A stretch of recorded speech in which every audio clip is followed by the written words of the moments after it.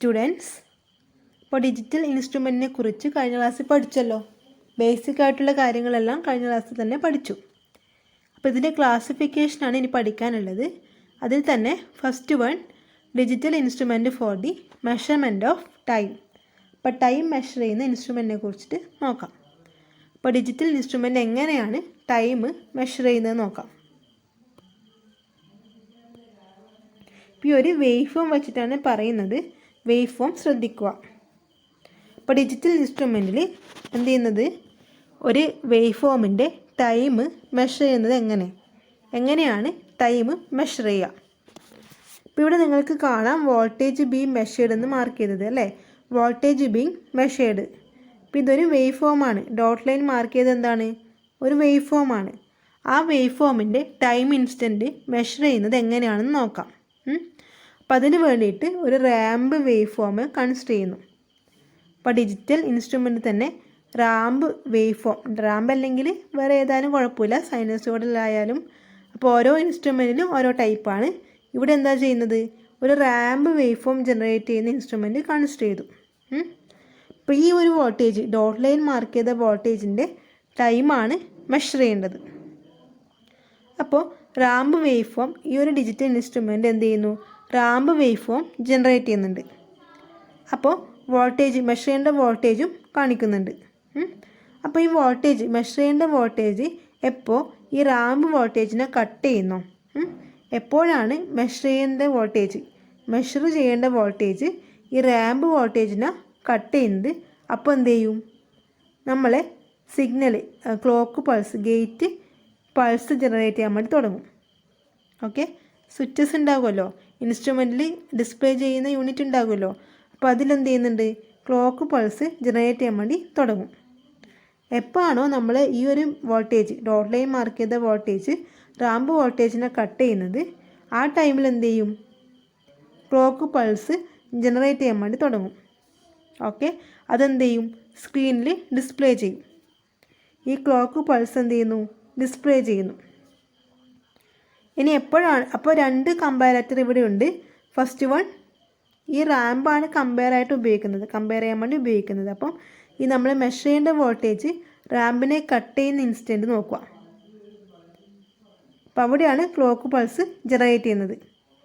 ഇനി ഇത് ഈ ഒരു 0 വോൾട്ടേജിനെ കട്ട് ചെയ്യുന്ന സമയത്ത്, ഇപ്പോൾ രണ്ട് കമ്പാരറ്റർ ഉണ്ട്.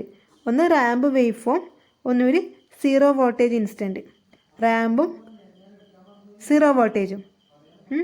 അപ്പോൾ ഈ വോൾട്ടേജ്, മെഷർ ചെയ്യേണ്ട വോൾട്ടേജ് എപ്പോഴാണോ റാമ്പ് വോൾട്ടേജിനെ കട്ട് ചെയ്യുന്നത്, ആ ടൈമിൽ എന്ത് ചെയ്യും, ക്ലോക്ക് പൾസ് ജനറേറ്റ് ചെയ്യും, കൗണ്ടറിലേക്ക് പൾസ് ജനറേറ്റ് ചെയ്യും. ഓക്കെ, ഇനി എപ്പോഴാണോ ഈ വോൾട്ടേജ്, റാമ്പ് വോൾട്ടേജ് 0നെ കട്ട് ചെയ്യുന്നത്, ആ സമയത്ത് പൾസ് ഓഫ് ചെയ്യും. ഓക്കെ, എപ്പോഴാണോ ഈ നമുക്ക് വോൾട്ടേജ്, മെഷർ ചെയ്യേണ്ട വോൾട്ടേജ് റാമ്പ് വോൾട്ടേജിനെ കട്ട് ചെയ്യുന്നത്, ആ ടൈമിൽ എന്ത് ചെയ്യും, ക്ലോക്ക് പൾസ് ജനറേറ്റ് ചെയ്യാൻ വേണ്ടി തുടങ്ങും.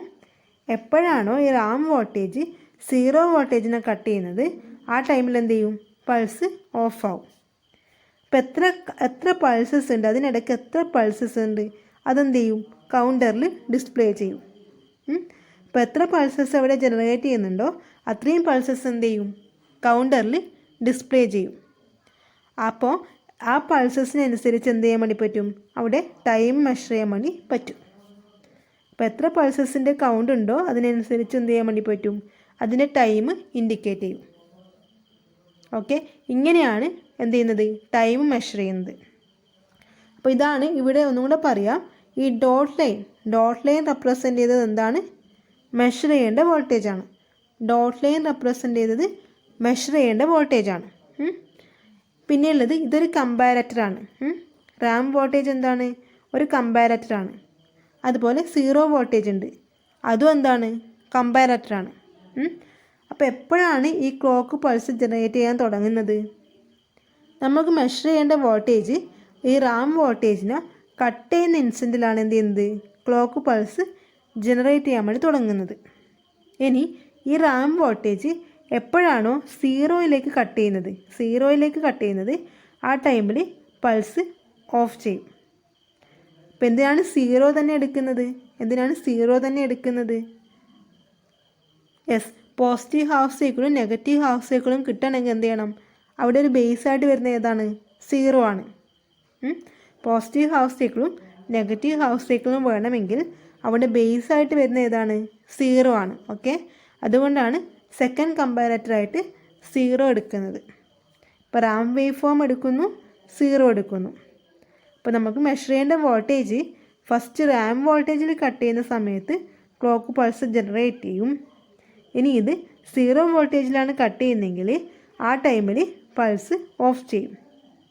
അപ്പം അതിനിടയ്ക്ക് ഇൻ ബിറ്റ്വീൻ അതിന് രണ്ടിനും ഇടയ്ക്ക് എത്ര പൾസസ് ഉണ്ടാകുന്നോ ആ പൾസസ് എന്ത് ചെയ്യും? കൗണ്ടറിൽ റീഡ് ഔട്ട് ചെയ്യും. എത്ര പൾസസ് ആണോ ഉള്ളത് ആ പൾസസ് എന്ത് ചെയ്യും? കൗണ്ട് ചെയ്യും. അതിനനുസരിച്ചിട്ടുള്ള വാല്യൂസ് എന്ത് ചെയ്യാൻ വേണ്ടി പറ്റും? ഡിസ്പ്ലേ ചെയ്യും. അതായിരിക്കും ടൈം. അപ്പം ഇങ്ങനെയാണ് ഡിജിറ്റൽ ഇൻസ്ട്രുമെൻ്റ് ഇങ്ങനെ എന്ത് ചെയ്യുന്നത്? ടൈം മെഷർ ചെയ്യുന്നത്. അപ്പോൾ നിങ്ങൾക്ക് മനസ്സിലായെന്ന് വിചാരിക്കുന്നു. എന്തെങ്കിലും ഡൗട്ട് ഉണ്ടെങ്കിൽ ലൈവ് ക്ലാസ്സിൽ ഒന്നും കൂടെ ഡിസ്കസ് ചെയ്യാം. കുറച്ച് കോംപ്ലിക്കേറ്റഡായി തോന്നാം, നിങ്ങൾ പഠിക്കുക. ഓക്കെ, അപ്പോൾ ഇതാണ് സിമ്പിളായിട്ട് എങ്ങനെ ടൈം മെഷർ ചെയ്യുക എന്നുള്ളത് അനാലിസിസാണ് ഇത്. ഓക്കെ, ഈ ഒരു വേവ് ഫോം വെച്ചിട്ട് എക്സ്പ്ലെയിൻ ചെയ്താൽ മതി. ഓക്കെ അല്ലേ?